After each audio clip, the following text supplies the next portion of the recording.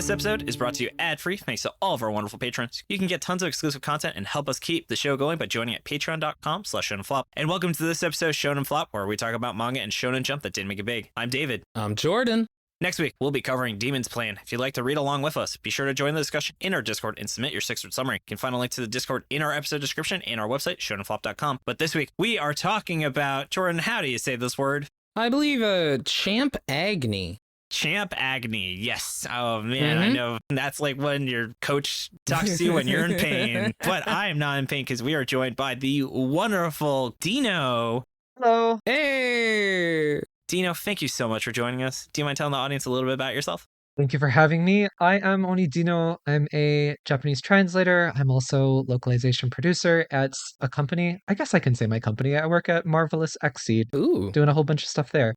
sounds like a fighting game from the 90s. You know, it does. Okay, so Marvel vs. Capcom, right? Yeah.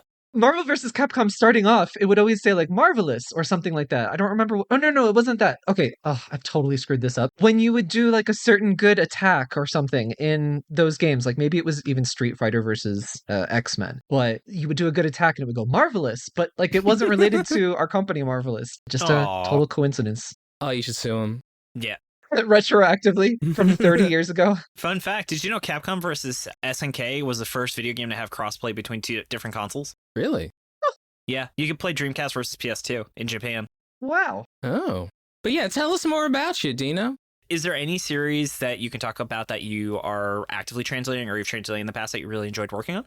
Well, before I started working as a localization producer at Marvelous Exceed, I worked on lots of different games. Like Kokoro Clover is an indie series that I really love. I was like the only translator on that and, you know, editor and everything. So big project under just one person and direct contact with the developer. So like we worked on lots of different things together. So the English translation turned out really fun and really close to the creator's vision, that kind of thing. And I also was a localization lead on the most recent Star Ocean game, Star Ocean The Divine Force. So that was a fun one. Lots of moving parts there.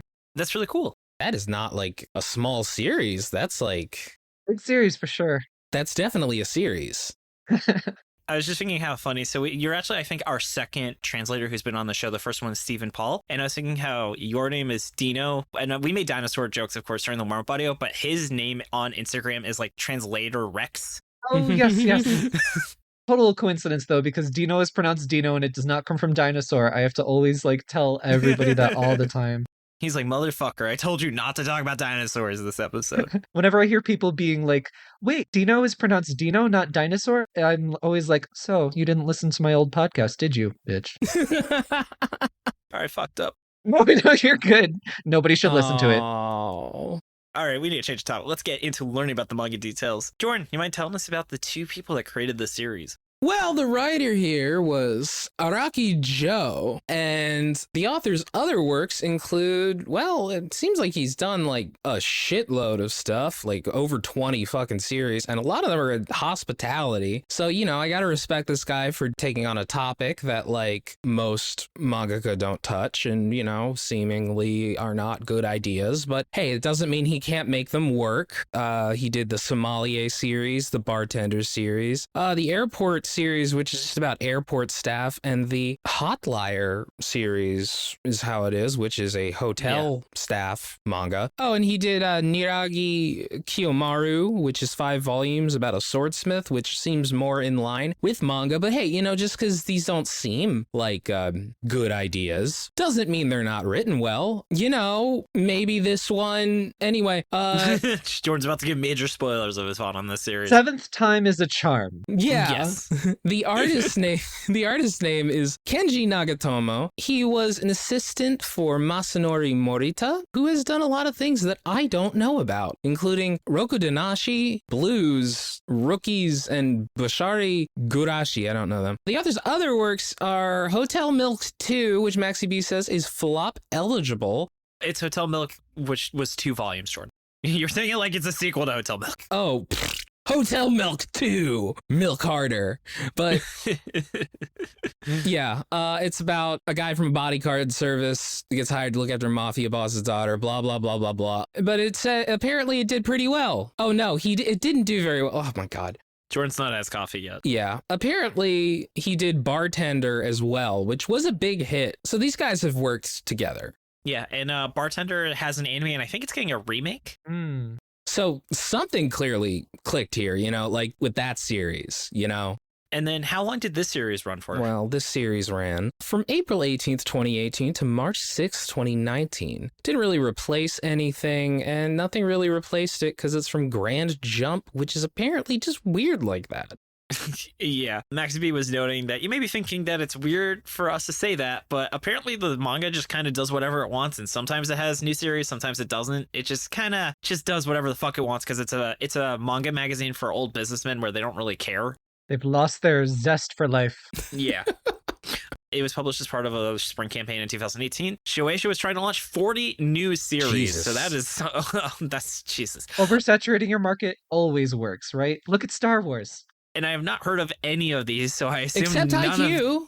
I don't know if that's that Haikyuu, Jordan. I don't know. Let me... Because it's called Haikyuu Hoshin Enji. Thought it was Haikyuu and Hoshin Edge. No, never mind. Fuck, I'm just saying so much. I'm just misspeaking this whole time.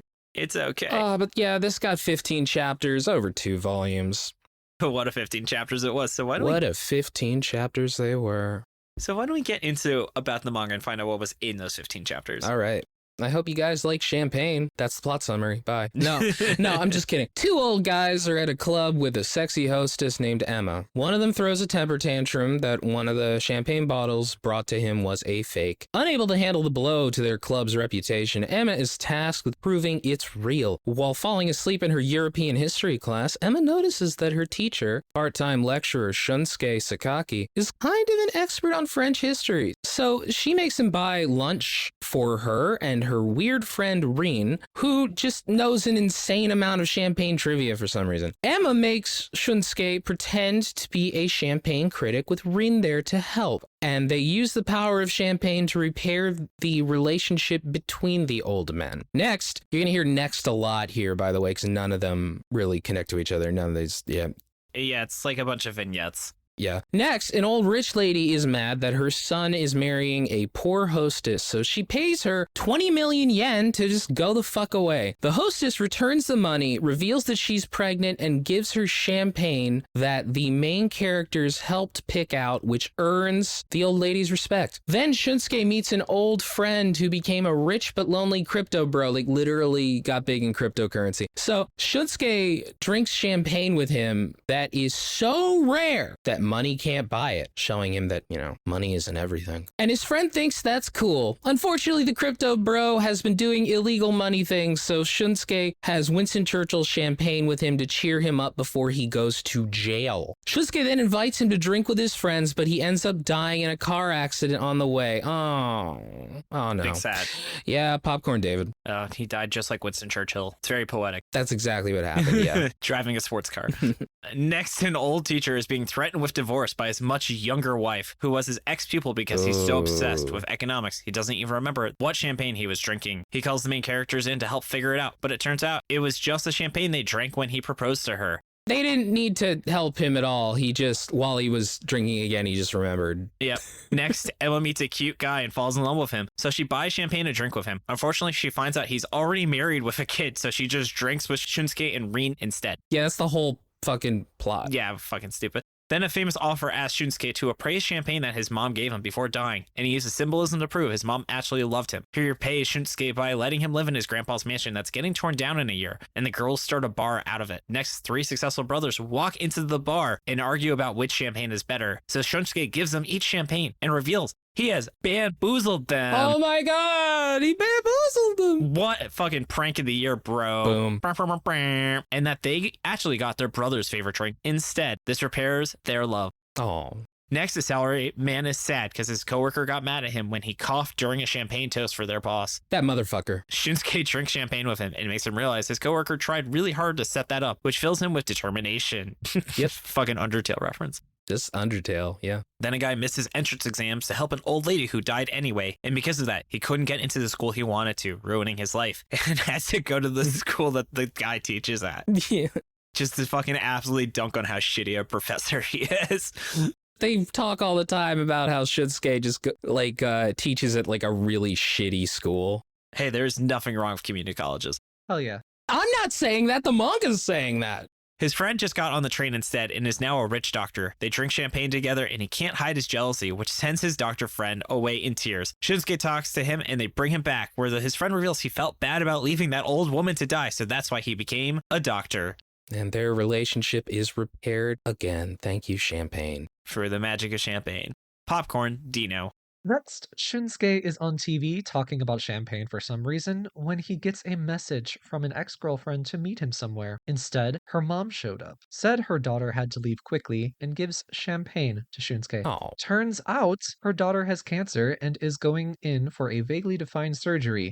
Then, Shinsuke meets with an old rich guy who runs a food company and never had time for friends except for his old war buddy that became his rival in the food business. His rival died and sent him champagne, and Shinsuke uses symbolism to prove that they were friends. Next, Emma sees a depressed guy and invites him to drink champagne with them. She tells him not to commit suicide, and then reveals that a friend of hers killed himself in middle school, so his mom sends her texts every year pretending to be him still alive.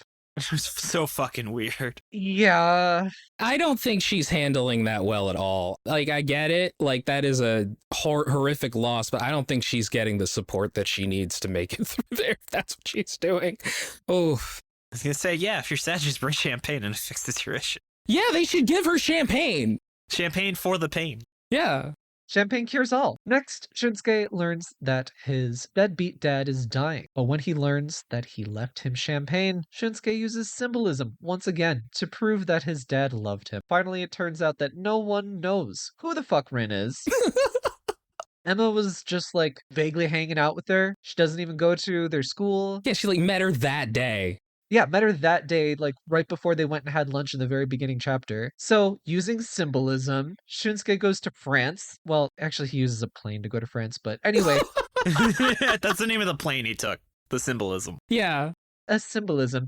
Once he arrives in Paris, France, he determines that Rin is an angel. He then comes home back to Japan to find her toasting champagne over his father's grave like an absolute psycho. Totally normal. Yeah, it's charming, actually. Just go back through this plot summary and pretend that every single sentence was interrupted with an excerpt from the Wikipedia page on champagne, and you have this manga. That's it, yeah. All right, let's get through these characters and then we can start really discussing it. Dino, would you like telling us about the main character? Boy, which one is the main character? Yeah, which one is the main character? I don't actually know, because Rin was on all the album covers, or on all the fuck, I don't know. Rin should have been the main character. Shinsuke was definitely used as the main character, you know, like, but... And yet we've put Emma on the cover of this episode art. Whoops. Yeah. I'll start talking about Emma then, because that's a good point. She's feisty, hostess. She really loves talking about her breasts and Reem's breasts in a very inappropriate manner. Mm-hmm. And she really was into a married guy, and it was just so heartbreaking that somehow a married man wasn't interested in her. I mean, he didn't tell her, and he was trying to have an affair. Oh, was that it? Yeah.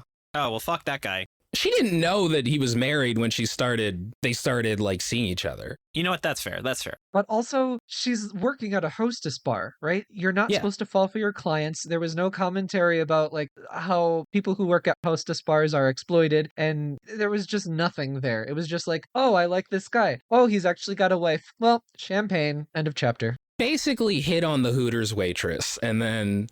Your waitress is supposed to be nice to you. Yeah. So I think that's really all there is to say. Dino, would you like to talk about Rin at all?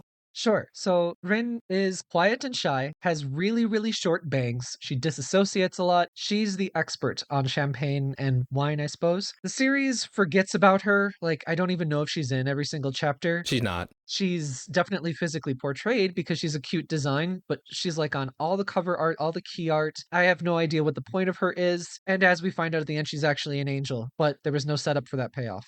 Yeah, Emma definitely talks like she's known Rin in that initial conversation. I reread the first chapter, and she's like always eating food like that. I'm like, you have known her for like 4 hours. That was so weird. Like, it seems like she was intentionally trying to give Shinsuke the impression that they were friends. Like, she was trying to trick him for some reason, but there's no reason for her to do that. It's just fucking weird. Like, it's a clear retcon. I would like to make a retcon on this discussion, because we introduced this area as characters. There's no characters in this manga. No. There are pawns just to move you to the next Wikipedia dump. We legally are contracted to have to pretend there's a character section in every episode. I'm sorry. No, what we should have done is for the character section, just list the different champagnes. You're right.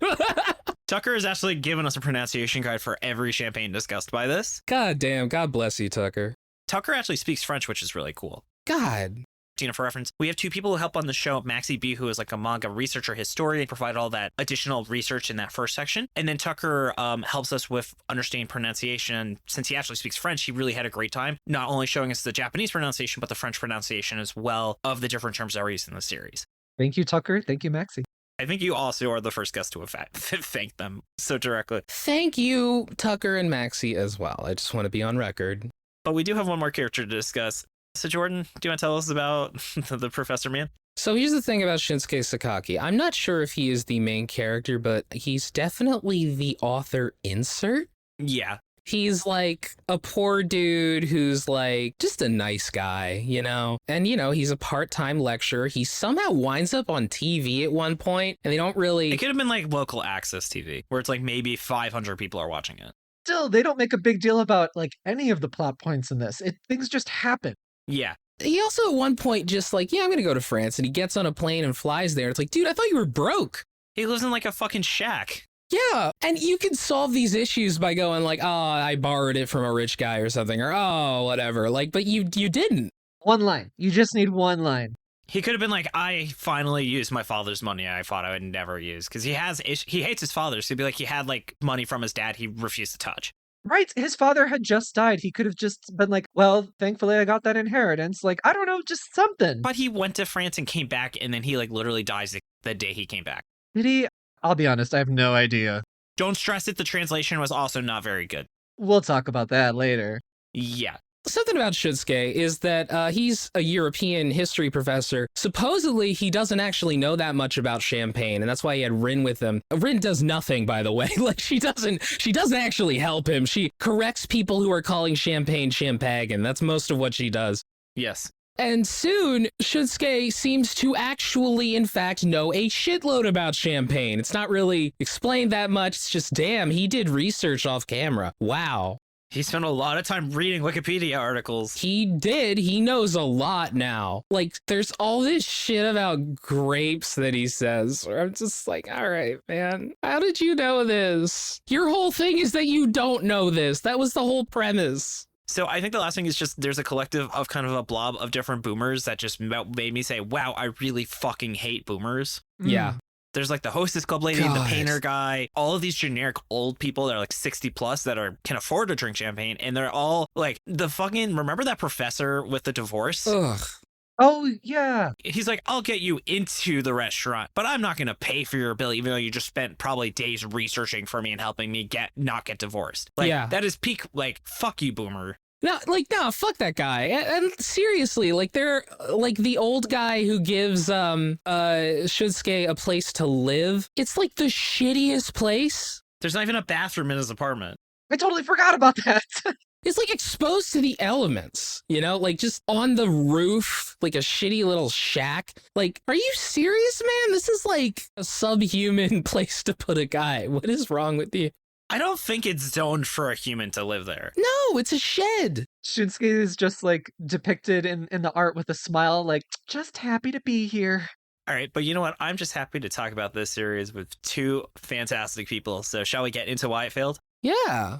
So Jordan, though, much like how boomers failed us, how did this manga fail the readers? So this manga is basically like just a bunch of stories about how cool champagne is. It's basically like somebody added a manga plot to an educational series about champagne rather than adding champagne educational stuff to a manga. You know what I mean? Like this. If someone told me this manga was like published in like you bought a case of champagne in Japan and like this was included, it would make a lot of sense. The only way I was able to get through this was just by skimming the fuck out of the trivia. There are walls and walls and walls of just this text about champagne that I don't give a fuck about. Oh my Yeah. God. And all of these problems are so frequently solved where it's like, oh, my mom gave me this champagne bottle, for instance. Like, and he's like, well, due to history or something, like this version of champagne represents a great struggle. And like, it shows love through struggle. So your mom loved you. And it's like, was she expecting him to get that? Yeah, it's like this diamond is real, but it's usually fake. Because clearly everyone can detect diamonds by visually telling, right? Yeah, I mean, hey, if it was just, oh, your mom left a diamond in here, there you go. That's enough for me, honestly. That's something. That's like fucking something. Dino, how about you? Is there anything that you really feel this series fucked up? My biggest thing is I very much love characters and character-driven stories, so I'm a little bit biased towards that, but these characters were nothing. They were just pawns to get you to the next bit. And I just feel like the story, structure-wise, really failed on straddling that line. Oh, by the way, did you notice that they repeated the same plot line like 3 or 4 times? Like where it's Yes. like, oh, this person who I cared about died, but they left me champagne. Yep. Based on symbolism, I can prove that that means they cared about me. Like, they do this like 4 fucking times. You do that once. This is too specific a fucking topic to make a manga about. I think there's a way to do it, and they didn't do it. Fewer chapters, all right? Like 8. Just enough for like a simple 3-act structure for a short story, or you go full anthology series where it's just connected sequences, and then you treat each sequence as its own self-contained story, and then each one of them leads into the next story, but it's all carried by these 3 main characters that we have. And it just really fumbled the execution on all of that. One of the big issues here is that the way this manga is, it expects you to care about champagne, basically. And if you don't give a shit about champagne, like I can see somebody who is obsessed with champagne enjoying this manga, but if you don't give a shit about champagne, there is nothing here for you. Not just that, though. It's also like reverie for like things past and nostalgia and history. Like you have to be really way up your own ass about everything in order to enjoy this. That's kind of my big issue with, by the way, David, on the Chibi, I said some things about Van Gogh. Yeah. But the reason I did that was because this manga is so up its own ass. It talks about how it's like the finest, fanciest manga, the classiest. And then this old experienced artist is just like, yeah, I really like Van Gogh. Also, for the record, Jordan said real artists don't like Van Gogh. Or sorry, real artists don't think Van Gogh wouldn't have Van Gogh as their favorite artist. Let me rephrase, like an old fancy artist who lived in France and views himself as like a true fine artiste would not say that he likes Van Gogh. Okay. That is how it is. Okay, boomer. Oh, yeah, because boomers are the ones who hate Van Gogh. No, I'm just kidding. Yeah, all right. But no, the issue is, look, you can make me care about anything in a story as long as you give me some kind of personal connection to the characters and why they care about champagne. Right. I was excited to learn about Rin because Rin seems to care about champagne in a very strange way. In the Chibi, I mentioned I sincerely thought that she was autistic. Like, I really thought that was intentional, not as like an ableist joke or anything. I thought that was the point. And then it turns out she's just a weird angel. What? It could have been a great series that touches on that, on like autism or Asperger's or something like that, and like communication difficulties. That would have been great. Yeah, and then also, God, that suicide chapter. You already had his friend die in a car crash. You don't need a second chapter that involves death as a heavy element to the chapter. You had his friend die in a car crash. You had his ex-girlfriend die of cancer. Well, not die, but we don't know what happened to her. Dying of cancer. I don't know what happened to any of these characters except for the one guy that probably died. They don't talk about wine in a positive celebration at all. Like, they mention, oh, you drink wine at sports events. Like, everything felt like a bottle episode where, how does a manga have it where it's like, oh, we need to save budget by having people just sit in a room for talk? Bottle episode? Wait a second. You just made a great joke. Fuck me, that was really good. Dino, just tell David his jokes are great. He loves it.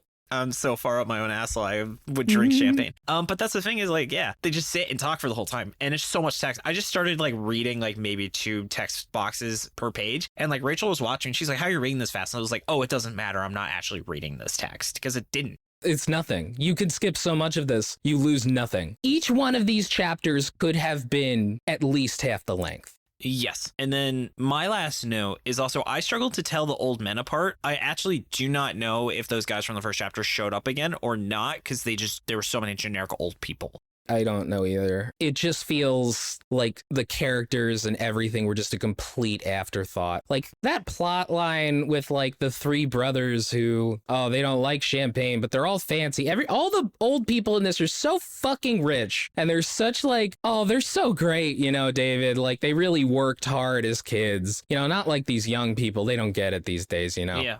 I think that's part of the problem for me is that they had maybe the baseline in some of these stories that could have gone somewhere and they could have made a commentary about it. Like, for example, those three brothers, sorry, I'm jumping ahead. They liked this one champagne, but then they liked three different versions of this champagne. And then Shinsuke gave them, served them all the wrong version intentionally. And they were all like, oh, this is the best. This is why I like this version. It could have been a commentary about why rich people are full of shit and, you know, they just do things for the notoriety, the brand, that kind of stuff. But it didn't go anywhere. He didn't even do it on purpose. He admits he fucked up. Oh, really? I skimmed that, I guess. He played it off, but he told like Reen or whatever that he was like, oh, I actually just fucked up. Oh man, cue the like circus music then. Definitely know where it could have gone. So why don't we talk about what it did well for like 2 seconds, and then we can start talking about how we would have remade this series. As someone who has seen people drink champagne, I know a thing or two about it. So I'll start talking about what it did well. Where it is, the information is interesting. I do actually appreciate every brand and fact in the series is real. Like my fiance works in banking, so she's definitely had a lot of exposure to people drinking like this high-end champagne. She's like, yes, everything this is saying, like the pretentiousness, the like level, like the prices and stuff. Like she was like, yes, that is genuinely $1,000 a bottle brand champagne when they talked about that super expensive. So it is nice that there's no like WcDonald's in this series where it's like we know what it is, but it's not. But it's also it's champagne brand, so you wouldn't know what it's parodying. Yeah, it is a nice detail that brands are all real. Yeah, no, and I mean, there was one point where they talked about a real life Japanese artist who moved to France and like all this stuff, and I'd never heard of him. And that was a really interesting thing to then look up on Wikipedia, which was more interesting than reading in the manga. But, you know, still, thank you. Jordan's recommendation is going to be reading Wikipedia articles about champagne. Yeah, probably be better. Honestly, I agree. There's some interesting little starts to a story, like especially that Japanese artist that moved to France and he was naturalized as a Japanese citizen. Is that the right word, naturalized? I don't know. He gave up his Japanese citizenship. Mm-hmm. But on top of that, I also liked the character art. I thought that the key art for each chapter was cute. I like Rin's design. I wish that she was a character, but she's cute. Yeah, I think that Emma's design and the way that she talks has a lot of personality. Like, Emma has more personality than the other characters, and it has nothing to do with her character. It has everything to do with just the art that she's given. With, like, you know, the way that she talks, like, she's got, like, this scheming look about her that I appreciate. The art is solid in this series. It is. Super detailed on the bottles, on the history stuff, the labels. Like if you are into champagne, like it's got to be such a treat to see all those things highly detailed. Something I also appreciate, and I wish it was kind of artistic muscles that we could have seen, is the cover arts actually stood out to me as being really interesting, where they're all Reen, but they're different like artistic approaches of portraying her. Ooh, I didn't notice that. I think he does one where it's like he does a pop art style. He does one where it's like a more French, like fairy tale style. So the artist definitely did a lot of the creativity he couldn't do in the setting and just in the narrative of this by making the cover art much more creative. It just feels like this artist straight up wasn't given enough interesting things to draw. I would have been insanely bored as the artist for the series. Yeah. All right, now that I think we talked about kind of the few things and just how we really wish the artist had had more to do, I think that's a good segue into where it could have gone. So why don't we migrate into that? So Dino, what would you say really stood out to you, something you would have revised about this series to have made it a success? So much. It's really hard when you kind of criticize a story for what it wasn't. Like, I think that's a bit unfair, right? But I also think that it's really fun to be like, here's what we have, what could have done. And that's just an exercise, I think, in fun storytelling rather than a pure criticism of what it wasn't. So for me, of course, the story structure was so frustrating. I think that they could have restructured the script, maybe given us a little bit of pre-story, maybe a flashback, say in chapter 3 or 4, you know, just a little bit down the line to make us care and make us understand these characters, make them actually three-dimensional rather than one-dimensional. Say Emma, right? She is a hostess at a high-end champagne place. But who is Rin, right? Like she just appeared. She's an angel. We can still have her be an angel at the very end, but like let's set her up as an actual character. Say Rin is an apprentice to Emma at the hostess club. Rin is young. Emma, we can age Emma up a little bit, make her 25 or something. And keep Rin very introverted. She loves champagne and she's a wonderkin and she knows all about champagne, but she has trouble communicating and she's very soft spoken. She doesn't know how to engage conversation with strangers or customers at the hostess job. That would serve as a through line for us to meet all of these different characters for these one-off stories, to introduce all these different types of champagne, and to make you care about your main character, Rin, which is the whole reason why you continue to read the story. We might all be in agreement here that Rin should have been the main character. Like, she should have kind of been the focus. She's, like, easily the most interesting character, and she, like, is the least important character in the plot. Like, for sure. There's no plot, but, which I would like to see them talk about the economic issues here, because there's so many little mentions of it. They actually talk about it a lot, and then they don't do anything with it, where Shutsuke has no fucking money. He is broke. He has to live in a fucking penthouse, and all these rich motherfuckers buy all the champagne that he talks about, that he helps them get, and then they just abuse him, basically. There is a story there, and it's implied, too, like how all these wealthy old people, they're the ones who get to have the champagne. They're the ones who get to enjoy it. Maybe delve into that. I mean, even just the fact that, like, you even have different characters in here talk about how they're jealous of another person for having money. Like, this series goes right up to the line of making this about something and then stops. Yeah. So I would have liked to have seen, like, maybe this is about, maybe Rin is a champagne expert because, like, she's always viewed champagne as this high class thing. Maybe she came from a poor background or something. And so Right. she's always, like, looked at it as, like, this pie in the sky dream that she would just never be able to achieve. Or I don't know, maybe she's more ambitious than that. But the point is, it's like this series has so little conflict.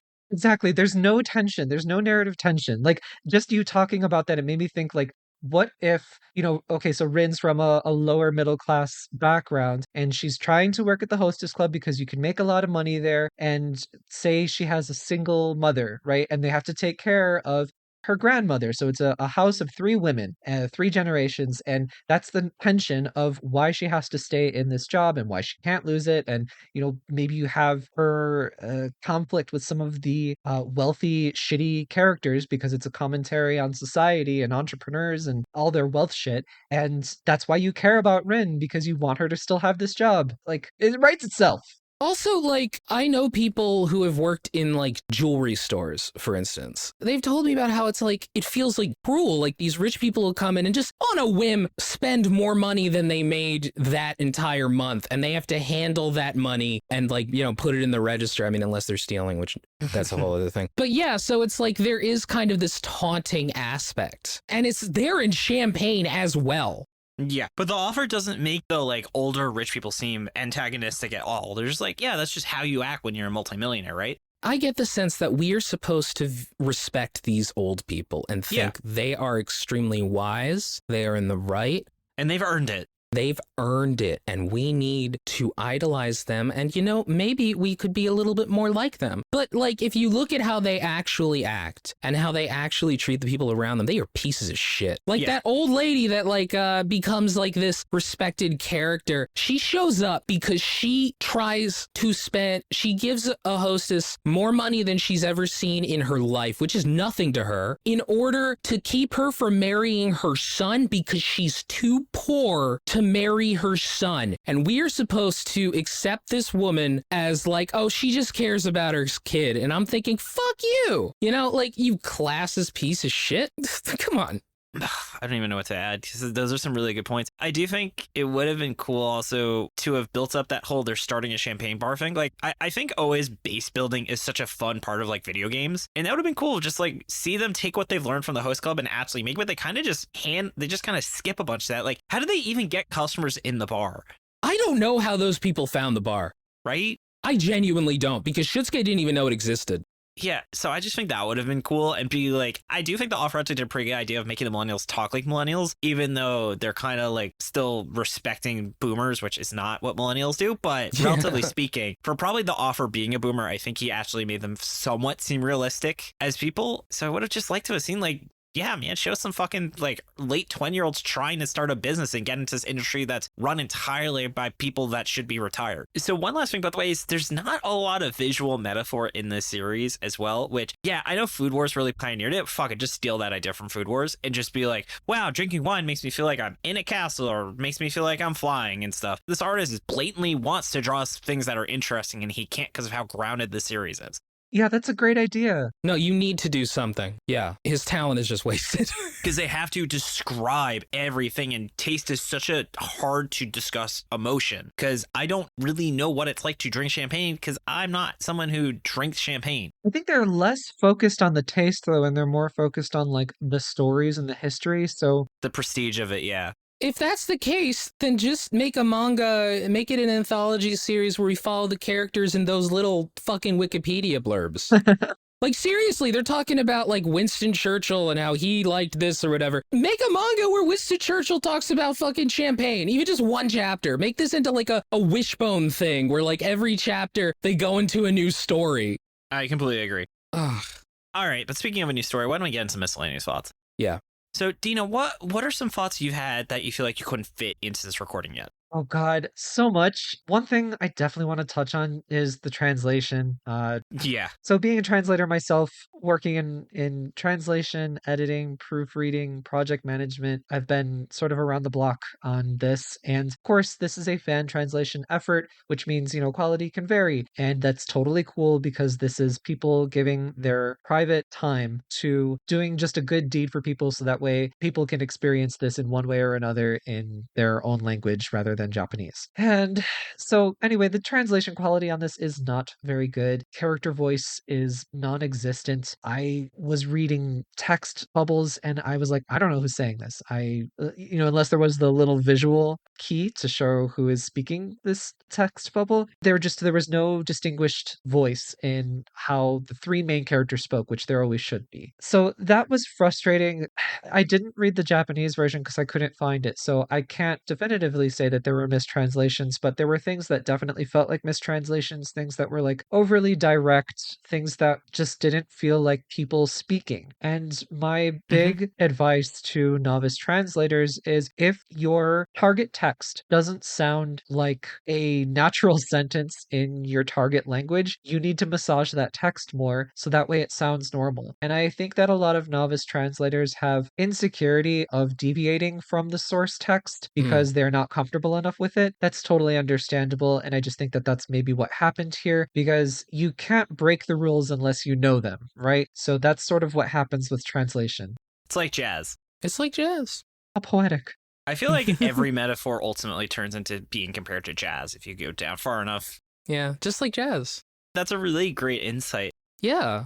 Just random. How do you feel? What's your thoughts on maintaining honorifics in English translation? Because I've always felt like it's technically not a part of the English language, so it shouldn't be translated, and it's more of like a crutch in a poor translation or just kind of fan base. So for me, it's very case by case. It's totally case by case. I more often than not will remove them if, I'm the one to make that call. In something like this, where it's clearly based in Japan and it's got Japanese culture and it talks about real world cultures, I wouldn't mind leaving them in. I don't think it adds as much as people think that it does. I think that there's a lot of readers who appreciate the honorifics being left in because then they sort of feel closer to the understanding of Japanese, because I think that's really like an underlying feeling that a lot of readers have is like the indignation that they don't speak or read Japanese, which is fine. It's okay you don't speak Japanese. Anybody can, not speak a language. It's totally cool. But yeah, if it adds something to the text, then I think it's cool. I wouldn't like leave every single honorific in, but things that people understand like san, chan, kun, those can be helpful, but you can always express that in certain ways of speaking in English. You just have to understand the source text well enough that you can deviate from the rules. Like, there are stories where it is actually like a relevant thing, you Sure. know, where it's like, oh, calling them this thing, that's an important notation of like this person feels closer to this person now, Mm-hmm. or this person views themselves as something else in comparison to this other person. But most of the time, yeah, like you don't need them in One Piece. I was just thinking One Piece. It's like, Nami-chan. oh, One Piece is so good. Okay, and then though, some of my miscellaneous thoughts, I also want to point, this is unrelated to absolutely anything, but just fun fact, Ravioli is the name of my puppy. Ravioli's middle name is Champagne. Oh. So that was just a fun fact. I have some interesting trivia from MaxyBee. This series, despite being 15 chapters, took almost a full year to publish. It took frequent breaks from the regular twice monthly pace of Grand Jump. This is probably related to its early conclusion more so than other factors, as Grand Jump is famously patient compared to its sister magazines. And Araki series all tend to use the same formula of the taste, origins, or deeper meaning behind a drink revolving around personal drama on an episodic basis. So essentially, it means if you didn't like this, you probably don't like anything. Damn. Maybe the other ones are just about more interesting things. Like if it's Bartender, I'd imagine has a much wider group of things to talk about than Champagne. By the way, this guy really likes alcohol. Well, he did make a series about a swordsman. He likes other things, but mostly alcohol. Why don't we get into Final Verdict and really talk about how we felt about this series? So, to start things off, we've got some 6-word summaries from the community. From Tucker, tasting notes, dry, understated, bright, mature, MaxyBee, bit of bubbly, breaks the heart. Portal Man, I'm new and I'm an alcoholic. Or alternatively, talking about wine makes me hungry. From Tree, I still can't pronounce champagne right. From Real, sparkling wine, great air, decent ending. Chudley, from Japan, manga, elsewhere, sparkling comics. Nice. Daniel, is it non-Japanese manga just sparkling comics? There, hey, oh, we gotta bazinga. hide mine there, yeah. Dude Rocks makes me wish France was real. Oh man, that'd be cool. That's definitely a contender for a 6-word summary of the story. I just really thought that one was great. From Yeti, bottles of bubbly breaking down barriers. Resident Warhammer nerd, sparkling wine for a flat series. From Supa Scoria, and leave a comment if I fucked that up, please. Quite literally, the bubbles of God. Chicken Warlord drops. Doesn't finish of God? Maybe. Blamumu, tonight I'd recommend Drops of God. T Wolfwood, never tried champagne, manga, or beverage. Dino, what was your 6-word summary? My 6-word summary was champagne label porn, Wikipedia info dumps. I love it. And then Jordan, how about you? Solve all relationship issues with alcohol. So I had two. One's more of a joke where I just want to say, wow, boomers really fucking suck. Yeah. And then my actual one is wine sparkles, the manga does not. Ah, that's cold. I thought that was good. Well, wine does not sparkle, David. Champagne sparkles. Did you learn nothing from these 15 chapters? No, I didn't. It's sparkling wine, but wine does not inherently sparkle. Yes, but sparkling wine is... Yeah, but it's from the Champagne region of France. Oh yeah, they kind of like, you had better not fucking drink sparkling wine in this series. Okay, so next up, flop or not. So Dino, would you consider the series a flop or not? Or a certified flop, which means it is just absolute trash. Yes. So certified flop is, would you use the word atrocious to describe the series? So my first thought when I finished chapter 15 is, the flop, champagne. It's definitely a flop. But is it a certified flop? Certified, signed, sealed, delivered flop. Nice.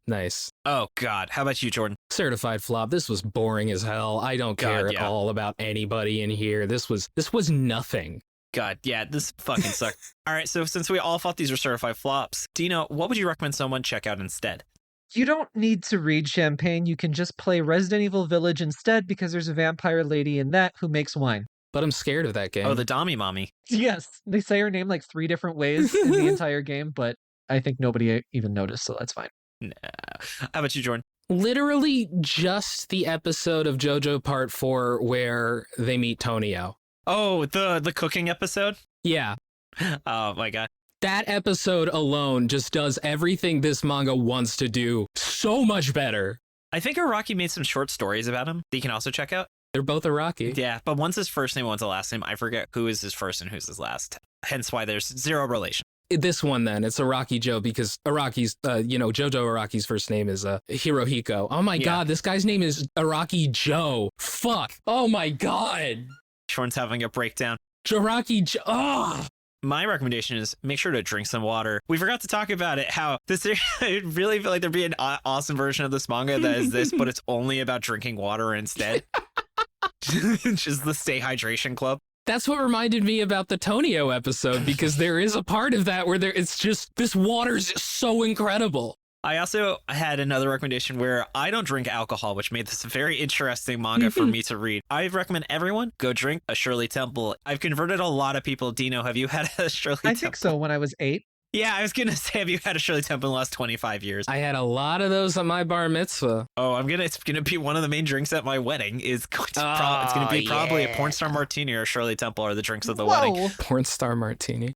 That's a great drink, actually. It's wonderful that you don't drink alcohol. I think that it should be celebrated more. Oh, thank you. He also doesn't drink coffee. I don't drink coffee, so a lot of people think I'm Mormon. Luckily, Weinberger is not a very Mormon last. Yeah, that's true. That's true. He could have converted. But yeah, so Shirley Temples are great. I always actually come, like when I go to parties, I bring Shirley Temple making stuff, and like literally people make lines because I just make them Shirley Temples. Yeah, I think everyone's down with the Shirley Temple. It's just like, you're like, fuck, I forgot about these. These are great. I'm like, yeah, because it's just literally, it's ginger ale, grenadine, and cherries. It's just soda. Soda with sugar water in it. Which is just soda. Sometimes you just want a cherry soda. It's fancy Mountain Dew Code Red. That's a good point. And finally, Jordan, is this the worst series we've ever read? No. No, this is bad, but God, Dino, we have read some like, oh my God, it was bad. It's painful. Oh, it's painful to talk about. Do you have any recommendations on episodes that are really bad? Like, not only for me, but for the listeners, if they enjoyed hearing us talk about something negatively the entire. If you want to read shitty manga, you can check out don't actually, you know what? No, I would never inflict school judgment. That's not even funny. Don't do that. Don't reach school judgment. That's a manga about how hot 12-year-olds are. I was going to say, if you want to read a manga with a really terrible translation, you can read Philosophy School. Or if you want to read another really shitty manga, why don't you check out a thing called Build King? Woo! Build King is the go-to terrible manga. The creator of Build King is also a pedophile, so you don't have to feel bad at all about just absolutely shitting on how bad this series is. Yeah. I think he solicited a child prostitute. And then Shonen Jump immediately hired him again. It was no big deal. Don't worry about it. Yeah, and he's friends with Oda, so Oda pulled some strings to get him still. Yeah, don't worry about it. So frustrating in the manga industry, honestly, that all that stuff goes like completely unpunished. Yeah, you can't read Ronin Kenshin anymore either for the same reason. Oh, yeah. One actor smokes weed and they're dropped from their label. Their name is removed from every credit that they've ever had, like something like that. It's like, God, so backwards. There was like a thing where it was like a guy had like a bunch of tattoos and that was enough. Like it wasn't even like Yakuza tattoos. He just was a part of like Western style tattoo culture. Oh God, or the amount of things that idols just can't do. Like if an idol is seen smoking a cigarette, her whole career's ruined. If she has like a boyfriend, her career's ruined. It's fucked up, man. But no, you can have all the child porn you want. It's no big deal. Here's your job of making content for teenagers and under. To circle back into it, so yeah, I would definitely say Build King was a really fun episode. So was our episode on, was it Akane Banashi, I think was the name of it? Yeah. So that was fantastic. We considered our favorite episode of last year. We had Red from Overly Sarcastic Productions on. I don't know if you're familiar with her, but her YouTube channel is a lot of history. And she did a ton of it because the manga is based on an ancient Chinese novel called Water Merchant, which is kind of like in the same stratosphere as like Romance of the Three Kingdoms and of course Journey to the West, which needs no, I would say, introduction for its influence on manga. So I think those are two I would definitely recommend if you want to check them out. Our episodes on those two. Lovely. Yeah. And then I think all that's left is let's go to shoutouts. Dino, thank you so much for joining us. I've had an absolute blast talking about a terrible manga with you. Before you go drink some champagne so you don't have to remember this series anymore, do you mind telling the audience all of the awesome things you do? So a bit before I did my own podcast and Did you say the name of your podcast, by the way? So it's old, right? Like it's just like me and Yeah. my best friend, basically me being an abuser to my best friend who's really kind. That podcast was called Nintendo Everything Podcast. I'm still cooking up some ideas in my brain right now. I have some ideas for the future for like a, casual, just for fun type podcast I'm thinking about, like sort of sharing stories from my other friends who are other creatives. So you can, I guess, look out for that. You can keep in touch with me on Twitter, of course, at Oni_Dino. ONI_DINO. I'm also the, of course, localization producer at Marvelous Exceed. So I don't really talk about work there. I'll, share some fun stuff about stuff that's out. I don't do any leaks. I don't do any stupid stuff like that. I'm keeping my job. I'm staying in this industry. Do not ask me for it, Hell yeah. Hell yeah. Get that money. Get those connections. Anything else you want to plug? And I guess lastly, I'm also the editor for a podcast called Let's Fight a Boss. If you're into anime and manga, you probably know who Super Eye Patch Wolf is. Never heard. Oh my God. Yeah. Oh, does David know who's Super Eye Patch? This podcast was basically created so that David could meet Super Eye Patch Wolf. No. Yeah, he's not. Yes, but also no. Yeah, that's what I thought. Yeah.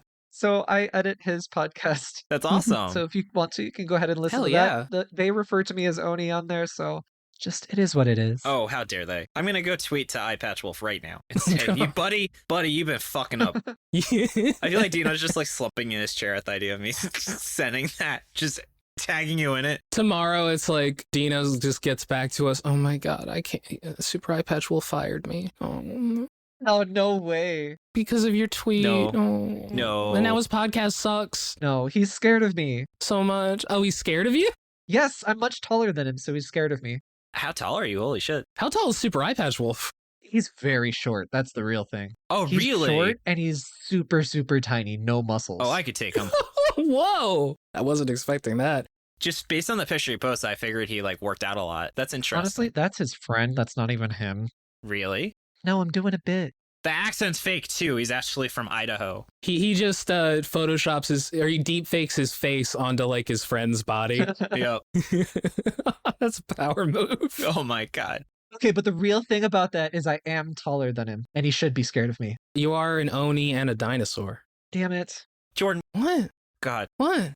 respect. I respect that. That is super awesome. I also want to say, Jordan, thank you so much for making the opening and ending theme, being a great co-host, and helping with editing. Thank you, David. Thank you for being such a great co-host and also handling a lot of the editing as well. Thank you. Oh my God. You're getting a car. You're all getting a car. We're all getting cars. Oh my God. I live in New York City, so I don't have a use for a car, but thanks. I also want to give props to Merliel for the awesome cover art. You can find her online at Lyle Mer, and Nigel for being our generous art benefactor. Thank you, Dylan, for assistance with editing. You can find his podcast, Anime Out of Context, at animeoutofcontext.com. Thanks to Tucker and MaxyBee for assistance with pronunciation, translation, other miscellaneous research. Find us on Twitter at Shonen Flopcast and our website, shonenflop.com. We're also on Spotify, iTunes, YouTube, or wherever else you get your podcast. And come join the Shonen Flop Discord. It's open to everyone, patron or not. Come hang out with us and talk about anime, games, or whatever else is on your mind. Also have a monthly movie night. Dino, I very much appreciated the fact that you were posting in our out of context manga panel channel. That I very much appreciate seeing your thoughts on the series. Hey, I just repurposed an image that you sent us.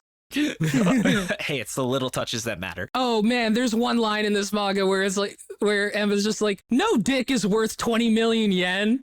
That was a fucking great. That was the good translation that I really liked. Yeah, that was like one of the only good lines. Oh man. And if you've been enjoying the podcast and want to help us keep going, consider subscribing to our Patreon. We wouldn't be able to keep the show running without their support. Get a ton of awesome perks like exclusive content, including this month's piece of content. Jordan, what are the listeners going to be staying tuned for? The next iteration of our series covering Magu-chan, featuring Red from Overly Sarcastic Productions. That's right, she's coming back. Nicest lady ever. She's best. She's the fucking best. Oh my God.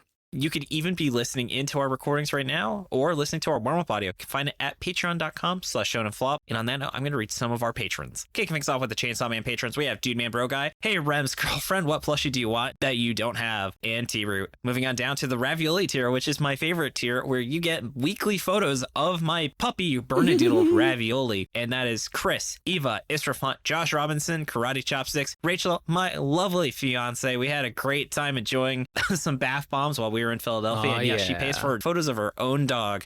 I love it. Scarlett Meermanen and Trevor Schechner. Moving on down to the King of the Force, we have 090Z, Albie, Cram, Shala Florine, Gabe Lando, Jacob Andrew Galloway, Kevin Briggs, Kirbymon, Marty, Max Baker, T, the Dungeon Master next door, the Real Jory, the Wolf, the Wood, and the Trafalgar. If David says it correctly, Gold Star, WB King, BB the, and Tommy Boy. Thank you all so much for being our wonderful patrons. I would like to point out that David said Trafalgar correctly and then fucked up the easy part of his fucked name. up the easy part of that name. With the magic of editing, we may never know. Oh, you get half a gold star, David. God damn it. And then, Dino, was there something you wanted to add, by the way? Thank you both so very much for having me on. Thank you very much to the people behind the scenes working in production.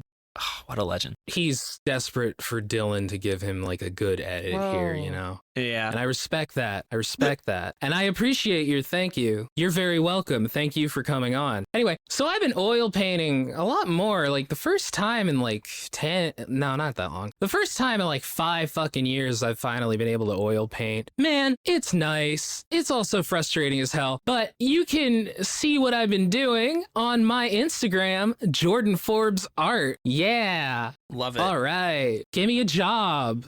Yes, get Jordan hired. Commission me. And then all that's left is to sign off. Thank you so much for joining us. Tune in next Monday as we give our first thoughts on Demon's Plan. This has been David. This has been Jordan. This has been Oni Dino. And you've been listening to Shonen Flop. Keep on flopping, flopper. Yeah. Yeah. Popping that champagne, spraying it everywhere. Woo! Woohoo! Spring break. Yeah. Bye. Bye.